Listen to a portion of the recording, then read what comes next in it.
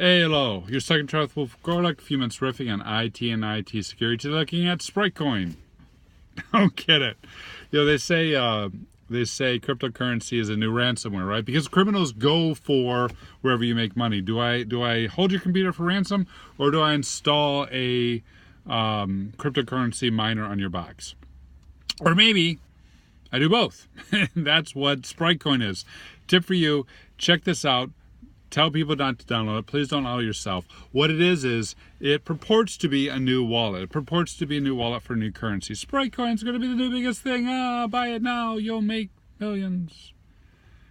Someone will make millions because while you download it, it installs the blockchain. Everyone wants the blockchain. I just particularly like people who have no idea what cryptocurrency is and goes, I like these blockchain things. We need those. So it actually has like a little progress about it now, installing blockchains, right? And needless to say, you don't necessarily install blockchain.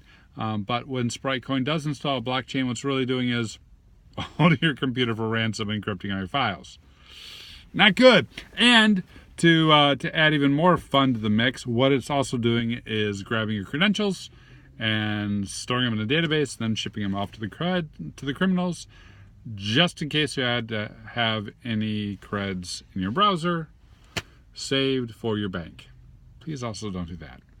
So, as always with these types of apps, whenever something's exciting, whenever something's new, whenever someone's talking about it, it's in the news and we're going to make money, or oh my goodness, there's poor starving kids who were affected by hurricane, fire, flood, famine, that's when the criminals are going to try and con us and try to install software that will steal our stuff. Spritecoin being the latest and greatest example of that.